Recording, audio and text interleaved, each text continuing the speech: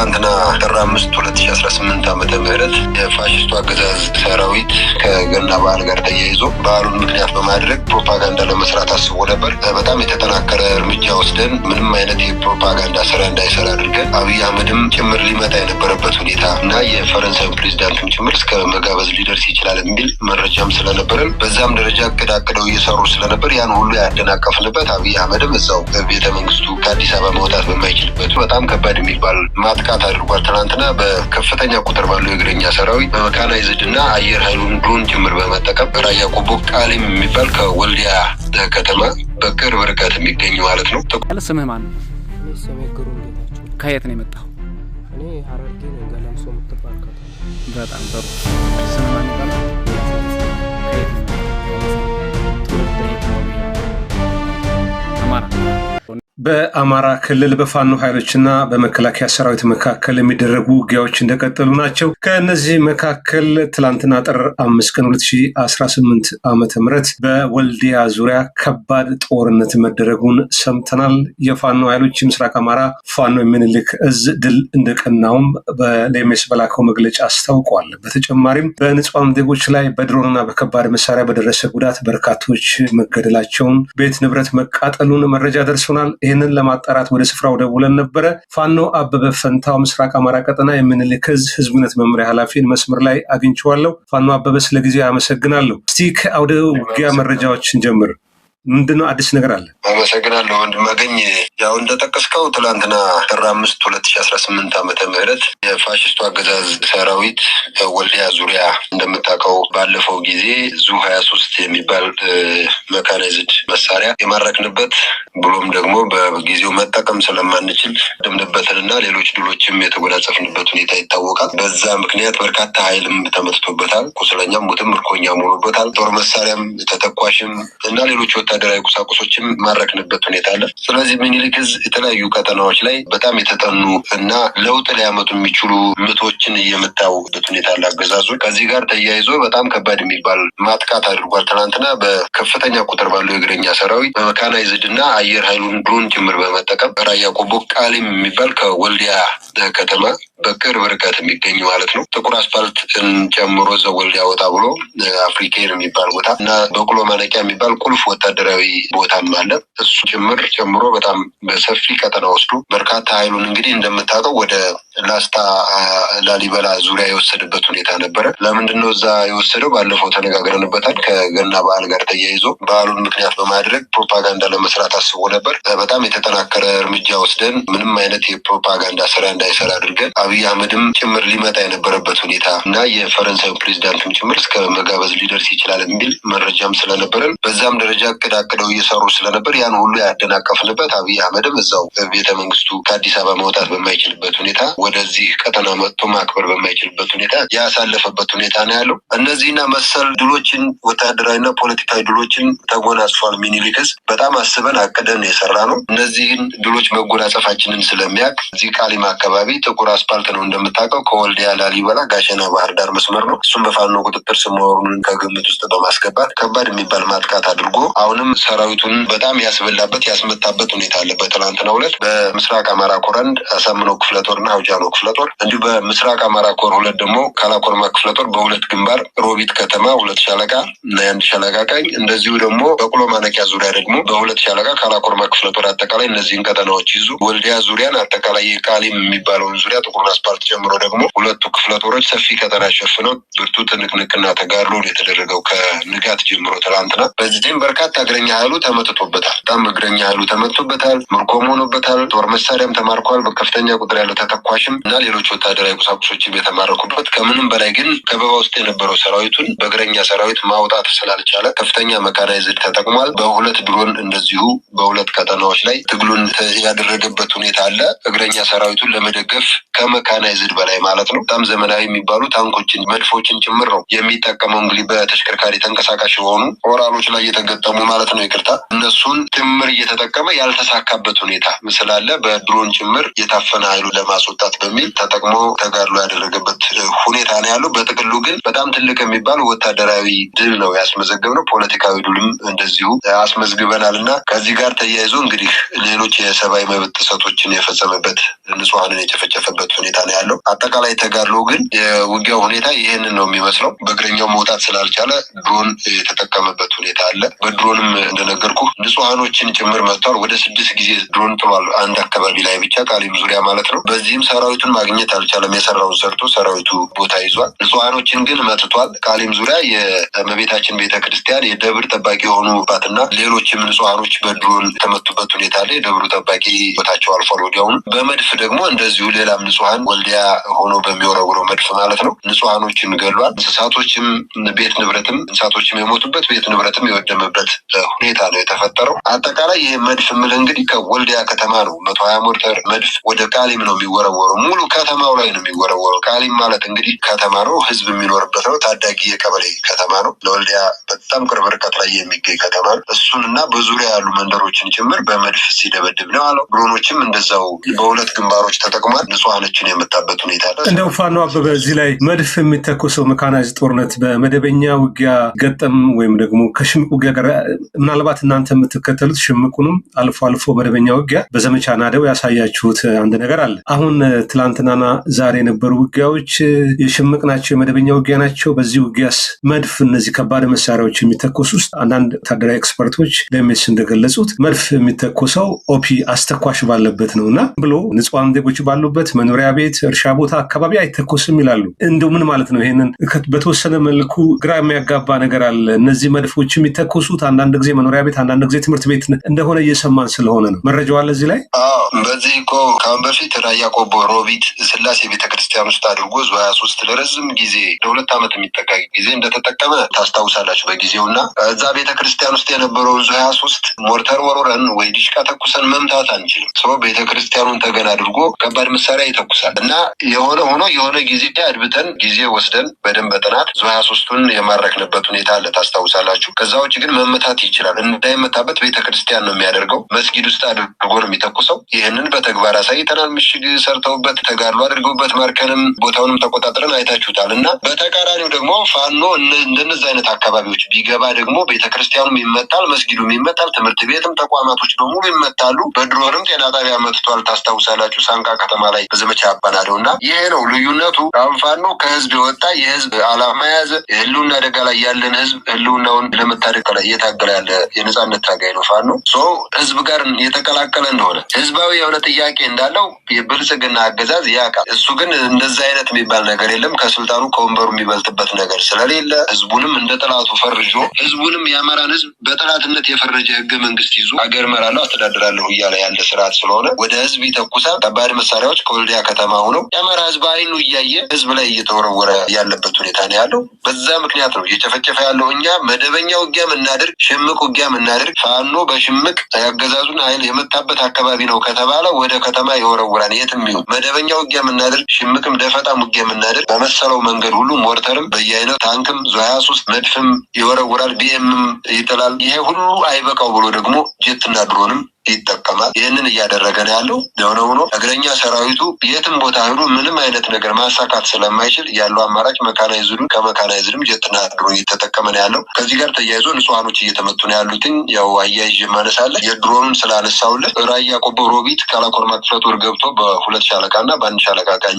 ያላሰበው የሚባል ጥቃት ፈጽሟል ያገዛዙ ጥምር ሰራዊት የሚባለው ላይ። በዚህም የራያ ቆቦ ወርቄ የሚባል አካባቢ አለ። ሚሊሻዎች የአካባቢው ማህበረሰብ አይወክሉም፣ ግን ከአካባቢው ማህበረሰብ ይወጡ ናቸው። የራሳቸውን ወገን ህዝባቸውን የወጉ ዘር ማጥፋት እየፈጸሙ ያሉ ታጣቂዎች ናቸው። እነሱ እንግዲህ ከአገዛዙ ብልጽግና መከላከያ ሰራዊት ጋር ሆነው ውጊያ አድርገዋል። በውጊያው ተሸንፈው ሸሽተው ወደ ሮቢት ከተማ በገቡበት ሁኔታ 8 ንጹሃኖችን በጥይት ደብድበው 3ቱን ወዲያው ህይወታቸው አልፏል። 5ቱ ቁስለኛ የሆኑበት ሁኔታ አለ። በስምም ይታወቃሉ። አንዱ በጋሪ በመግፋት የቀን ስራ እየሰራ የሚተዳደር ነው። 2ቱ ደግሞ አንዷ ሴትና አንዱ ደግሞ የሆቴል አስተናጋጆች ናቸው፣ የምግብ ቤት ማለት ነው። እነሱ ህይወታቸው ወዲያው አልፏል። መንገድ ላይ ያሉ የኔቪቴዎች ሳይቀሩ በጥይት ተደብድበው የተገደሉበት ሁኔታ አለ ማለት ነው። በዚህ አይነት ግፍ እየተፈጸመ ንጹሃኖች ነጻ እርምጃ እየተወሰደባቸው ያለው ሁኔታ አለ። በጣም የሚያሳዝነው ነገር፣ በጣም የሚገርመው ነገር ወንድማገኝ እነዚህ ታጣቂዎች ንጹሃኖችን ሲጨፈጭፉ እዛው መከላከያ አለ፣ ያገዛዙ ካድሬዎች አሉ። ምንም ነገርም አላሉ። ድርጊቱን ይፈልጉታል።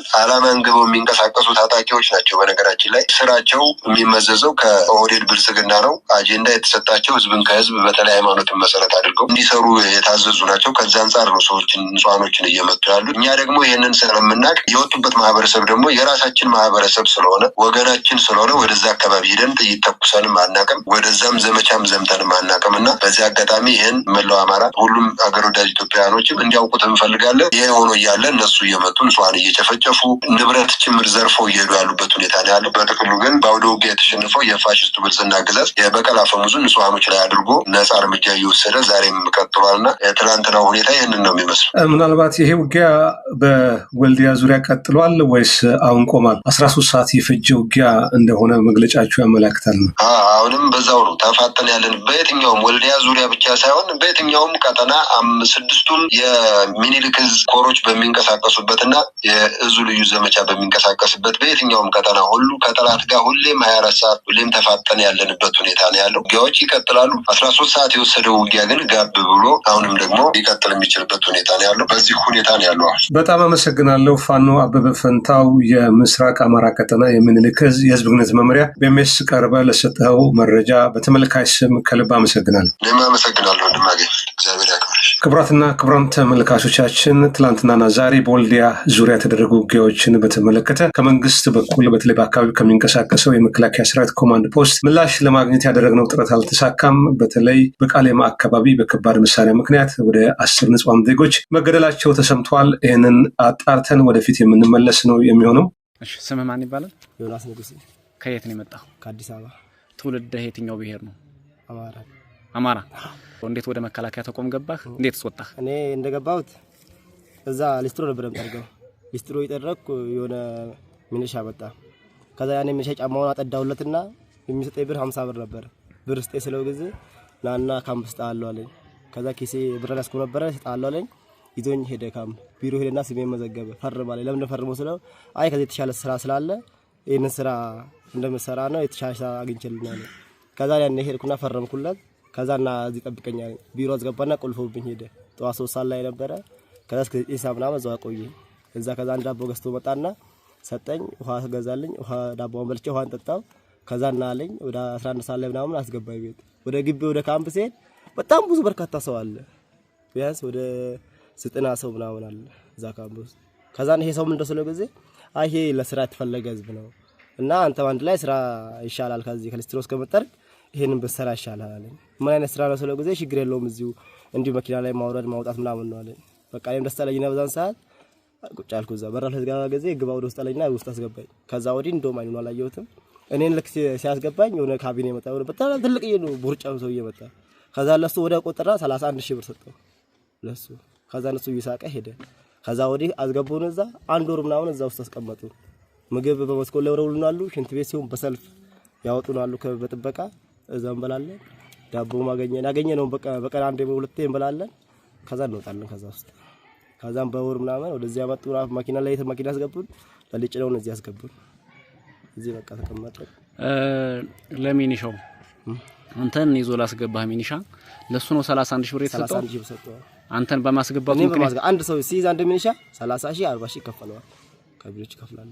የማንኛውንም ሰው ያገኝ ማስገባት ነው። 13 አመት ጣላል እዛ ውስጥ ካለ ፍላጎቱ ይመጣ ነው። ፍላጎቱ ይመጣ ሁለት እኔ ወደ 30 ስንት ሰው ነን እዛ ቤት ውስጥ የምናድረው ማለት ነው።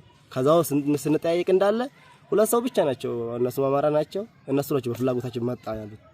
ሌላው እንዳለ የሚያለቅስ ነው። በአንተ ማታ ሁሌም ማልቀስ ነው። በቃ እዛ ቤት ውስጥ ሁሉ ሰው በሚወጣበት ግራ ገብቶ ነው እዛ ቁጭ ያለው ካምፕ ማሰልጠኛ ካምፕ። አዎ ማሰልጠኛ ብር ሾልቆ ውስጥ ማለት።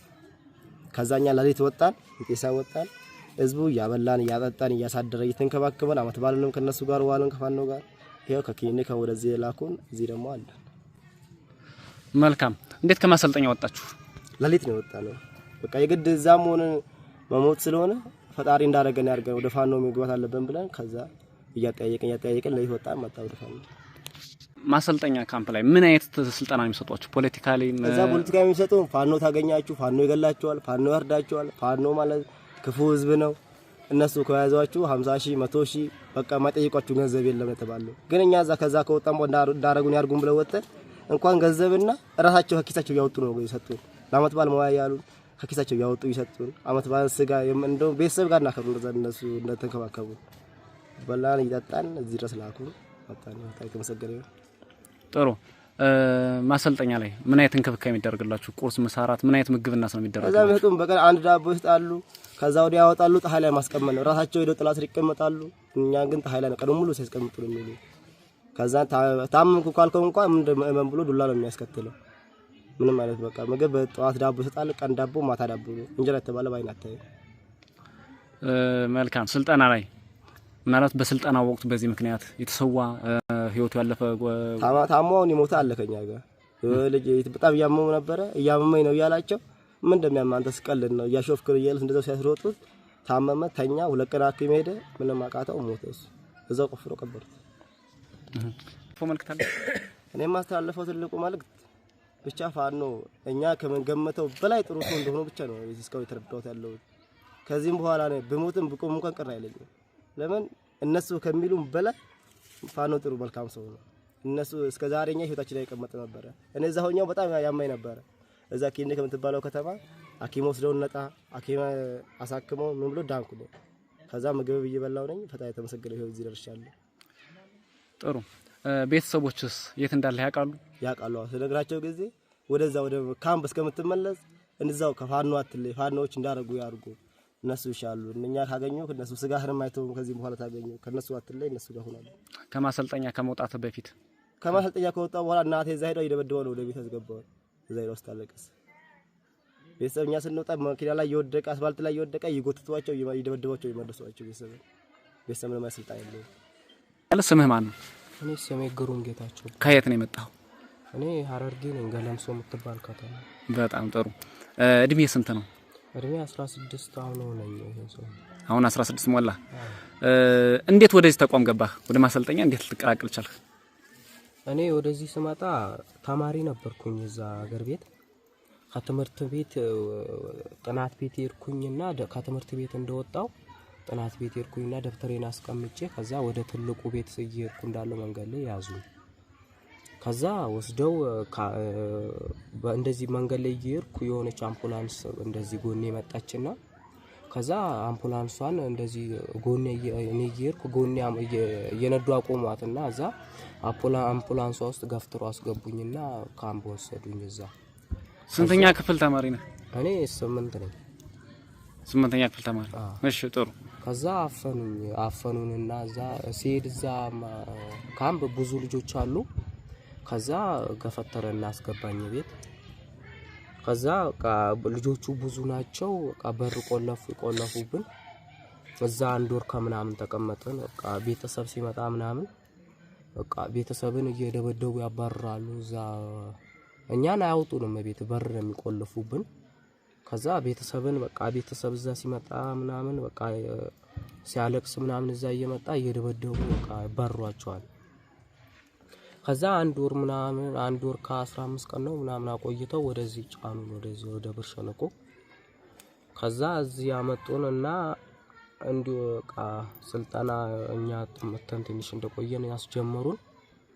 ጧት 2 ዳቦ ነው የሚሰጠን፣ ምሳና ራስ 3 ዳቦ ነው። ያው ደረቅ ነው። አንዱንም አበላውም ከ3 ውስጥ አንዱን በበላው ነው። ደረቅ ነው፣ በጣም ደረቅ ነው፣ አይበላም።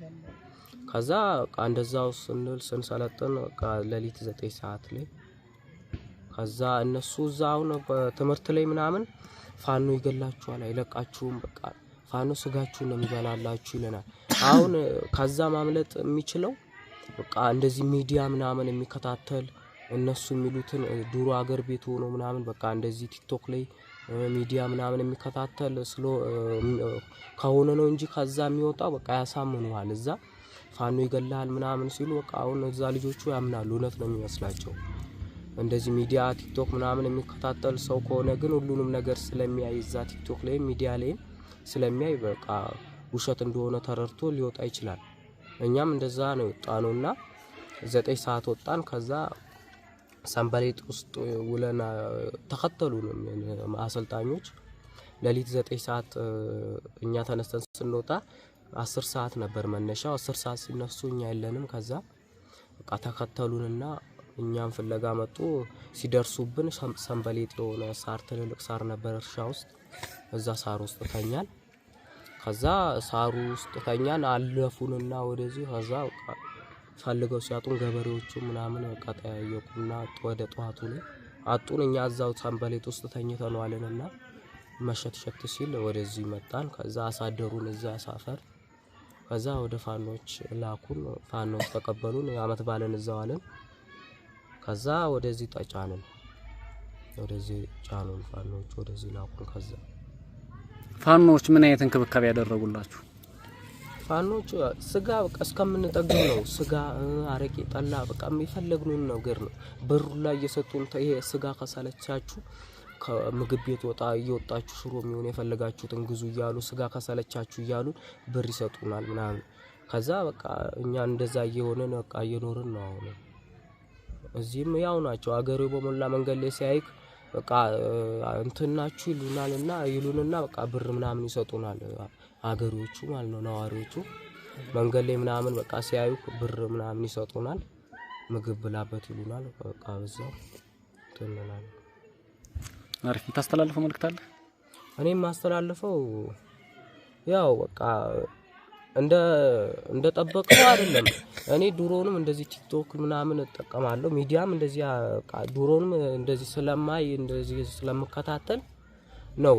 ከዛም በቃ እንትን በየወጣው አሁን እዛ ያሉት ራሱ እንትን ስላሉ ነው። በቃ አሁን በጣም ይፈራሉ። እውነት ነው የሚመስላቸው ፋኖ እንደዚህ በቃ ፋኖ ከጠበቅነው በላይ በጣም ለሀገር የቆመ ነው፣ ለኢትዮጵያ የቆመ ነው። ፋኖ ኦሮሞን ይገላሉ ይላሉ፣ ግን ፋኖ ሲጀመር ለአማራ ለእንትን በቃ ብሔር ለይቶ አይደለም የቆመው፣ ለኢትዮጵያ ነው። በቃ ፋኖ ሲጀመር ለኢትዮጵያ እንደቆመ በቃ ትክክለኛ በቃ ያው ትክክለኛ አቋሙን ይዞ ያው ለህዝብ በቃ እንትን እንዲል ያው ስለቆመ ያው ተረርተናል። አሁን እንደዚህ በቃ ከአንድ ቤተሰብ ውስጥ 3 የመጣ አለ እንደዚህ እዛ ታላቁ በቃ ትንንሾች 13 አመት ልጅ አለ። አሁን እዛ ውስጥ በቃ መሮጥ የማይችል ጧት ሩጡ ሲሉን መሮጥ የማይችል የ13 አመት ልጅ አለ። እሱም ወንድ የ13 አመቱ ልጅ ታላቅ ወንድሙ መጥቷል። በቃ 3 ቢያንስ ከአንድ ቤተሰብ ውስጥ 3 ወንድማማቾች አሉ እዛ ውስጥ የመጡ ተይዘው